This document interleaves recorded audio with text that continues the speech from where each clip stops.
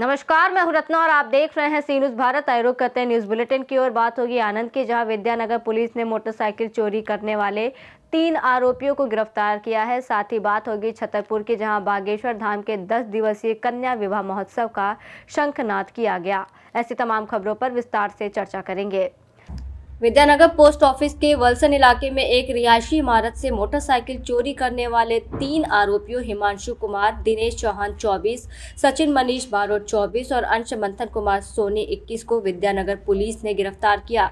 चोरी में इस्तेमाल की गई किराए की 4 पहिया वाहन को भी कुछ ही घंटों में जब्त किया गया। पुलिस ने विशेष जाँच योजना के तहत आरोपियों और वाहन की पहचान कर कानूनी कार्रवाई शुरू की। आनंद से सी न्यूज़ संवाददाता ताहिर मेमन की रिपोर्ट। झालावाड़ में जिला कलेक्टर अजय सिंह राठौर ने उप तहसील सारों कला का निरीक्षण कर कार्यालयीन व्यवस्थाओं, फाइल निस्तारण, राजस्व प्रकरणों और आमजन से जुड़े मामलों की समीक्षा की। उन्होंने तहसीलदार और नायब तहसीलदार को निर्देश दिए कि नामांतरण प्रमाण पत्र, भूमि विवाद, राजस्व न्यायालयीन प्रकरण और जन सुनवाई से संबंधित आवेदनों का समयबद्ध और प्राथमिकता से निस्तारण किया जाए। साथ ही लंबित मामलों की सूची तैयार कर उनका चरणबद्ध निस्तारण सुनिश्चित करने, पारदर्शिता बनाए रखने, डिजिटल प्रक्रियाओं का अधिकतम उपयोग और कार्यालय की स्वच्छता अनुशासन पर विशेष ध्यान देने के निर्देश दिए। उन्होंने स्टाफ को आमजन के साथ संवेदनशील और सहयोगात्मक व्यवहार करते हुए शासन की योजनाओं और सेवाओं का लाभ सुचारू रूप से पहुंचाने पर भी जोर दिया। बकानी झालावाड़ से सी न्यूज़ संवाददाता रमेश की रिपोर्ट।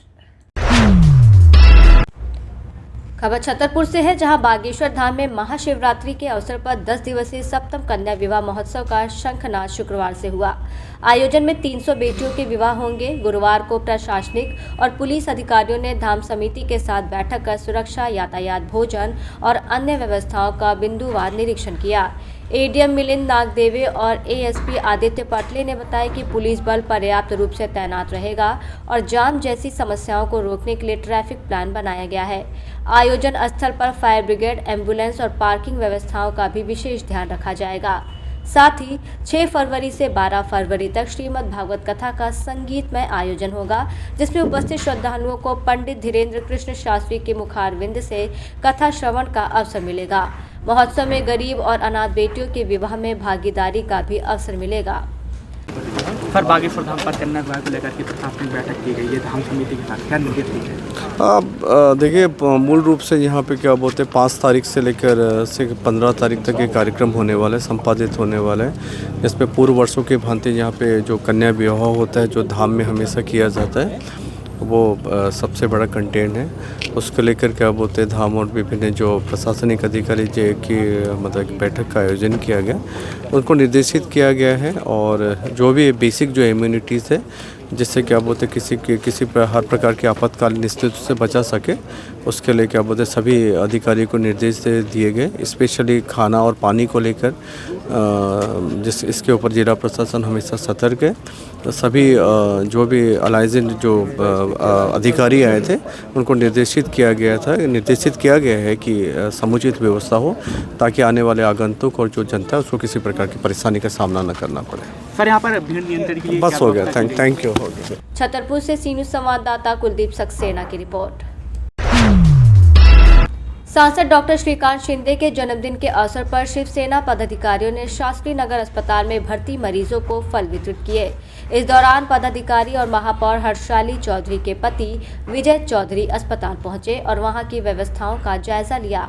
उन्होंने अस्पताल में अव्यवस्थाओं की शिकायत महापौर को सौंपने का भरोसा दिया। इस पहल से मरीजों और उनके परिजनों में सकारात्मक माहौल देखने को मिला। आज आम्ही कल्याणचे लाडके खासदार डॉक्टर श्रीकांत शिंदे साहेब यांच्या वाढदिवसानिमित्त शास्त्रीनगर रुग्णालय तसेच रुक्मिणीबाई रुग्णालय येथे आम्ही फळ वाटप करण्यासाठी आलो होतो। पण इथे आम्हाला असं आढळून आलं की रुग्णांची भरपूर गैरसोय होते। तसेच रस्त्यावर आम्हाला आता कंप्लेंट आली की फेरीवालेच असतात, ॲम्ब्युलन्स यायला जागा नसते। एवढं फेरीवाल्यांनी तिथे हे करून घेतलेलं आहे, विळखा घातलेला आहे। तसेच इथे डॉक्टर रात्रीच्या वेळेस उपलब्ध नसतात। तर येत्या 2-3 दिवसात आम्ही मॅडमला ही कंप्लेंट आज करणारच आहे। आम्ही येत्या 2-3 दिवसात मॅडम पण इथे व्हिजिट करतील व जे रुग्णाला त्रास होतोय किंवा इथे जे सुखसुविधा नाही आहेत ते आम्ही पुरवण्याचा पूर्ण प्रयत्न करू. जय हिंद जय महाराष्ट्र. आज आम्ही शास्त्रीनगर रुग्णालयामध्ये डॉक्टर श्रीकांतजी शिंदे कल्याण लोकसभा खासदार यांच्या वाढदिवसानिमित्त फूड पॅकेट वाटपसाठी आलो होतो पुढे. आणि हा फूड वाटप आम्ही रुक्मिणीबाई हॉस्पिटलमध्ये पण केला आहे. पण शास्त्रीनगर हॉस्पिटलमध्ये आल्यानंतर मला काही निदर्शनास आलं की इथे डॉक्टर रात्रीच्या वेळेस थांबत नाही, RMO पण थांबत नाही. तर ती कंप्लेंट मी महापौर मॅडमकडे करणार आहे नक्कीच. डोंबिवली से सी न्यूज़ संवाददाता दीपक मौर्य की रिपोर्ट।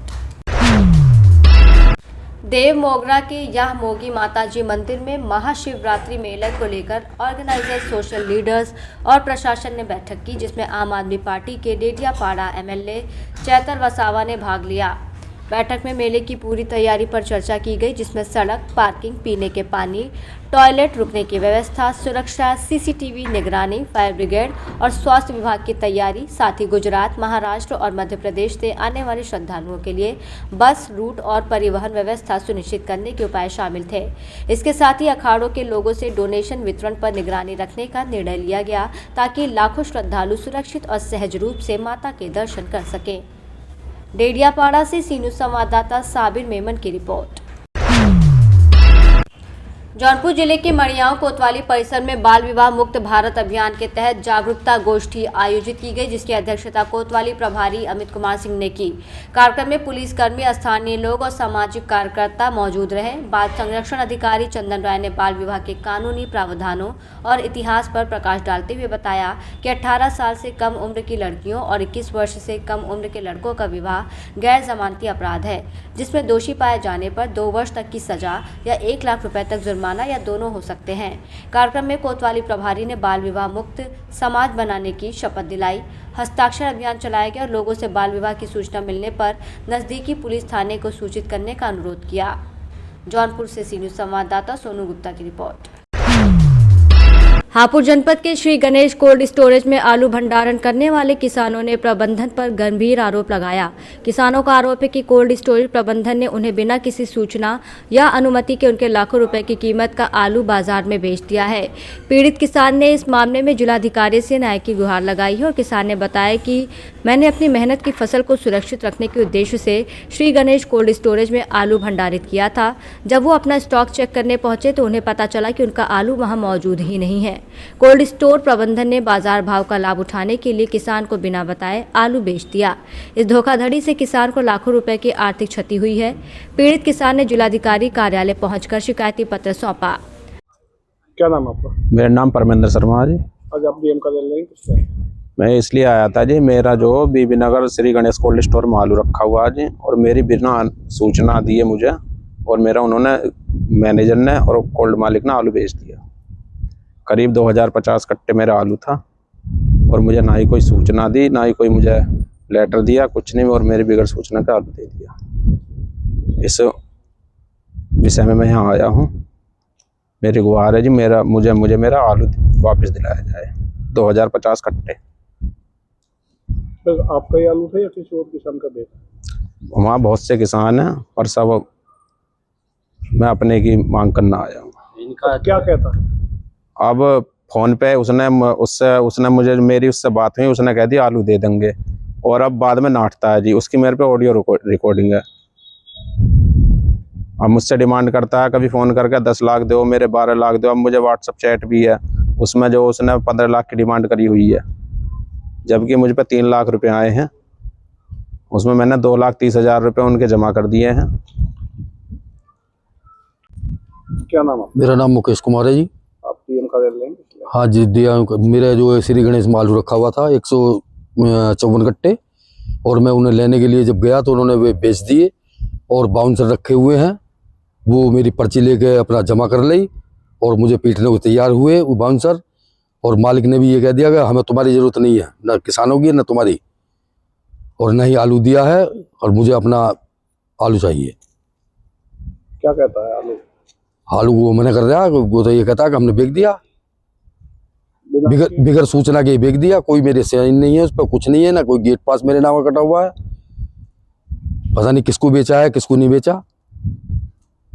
हापुड़ से सी न्यूज़ संवाददाता सचिन सागर की रिपोर्ट। जोधपुर पुलिस ने सुरक्षा मजबूत करने के लिए हाईटेक नाइट गश्त शुरू की, जिसमें 65 से 70 बाइकों पर सवार पुलिसकर्मी मुख्य सड़कों से लेकर तंग गलियों और बाहरी घाटियों तक मुस्तैद रहेंगे।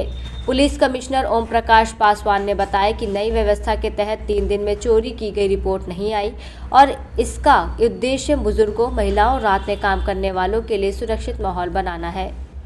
नाइट गश्त एडीसीपी मुख्यालय सुनील के पवार की देखरेख में संचालित हो रही है और पिछले 3 दिनों में लोगों और जनप्रतिनिधियों से मिले फीडबैक के सकारात्मक परिणाम दिखाई दे रहे हैं।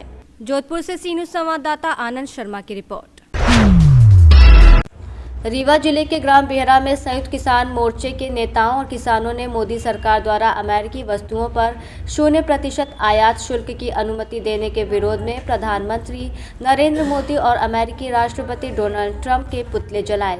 इस दौरान एसकेएम के कार्यकारी प्रदेश अध्यक्ष इंद्रजीत सिंह शंखू की अगुवाई में किसान, मजदूर और महिलाएं बड़ी संख्या में मौजूद रहे, जिन्होंने भारत अमेरिका व्यापार नीति के खिलाफ अपना कड़ा विरोध जताया।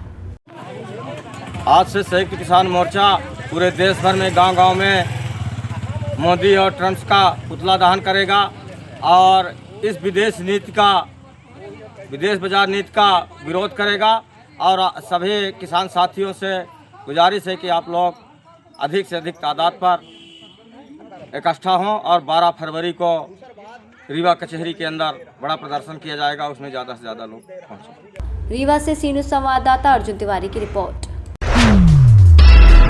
सहजपुर के फौजदार पेट्रोल पंप पर अशोक साहू के अधिग्रहण के बाद कई ग्राहकों की बाइक इंजन और पिस्टन खराब होने की शिकायत सामने आई है। आरोप है कि पंप से खराब पेट्रोल या रिफाइनरी से दोषपूर्ण ईंधन मिलने से सैकड़ों लोगों के वाहनों को नुकसान हुआ, जिनमें सुधार के लिए प्रत्येक को 3,000 से 5,200 रुपये तक खर्च करने पड़े। प्रभावितों ने पंप मालिक अशोक साहू से मुआवजे की मांग की है और चेतावनी दी है कि अगर नुकसान की भरपाई नहीं हुई तो पंप को प्रशासन से बंद करवाने की कार्रवाई की जाएगी। क्या होगा गाड़ी में? खराब हो रही किस लिए भाई? इसलिए कि उनको निराकरण होने चाहिए कि गाड़ी में जो दिक्कतें आई हैं पेट्रोल में मिस्टेक है पेट्रोल में, और मिस्त्रियों से भी पूछी जाए कि पेट्रोल से गाड़ियों में कितने पैसे लग गए सबके? हमारा लग गया।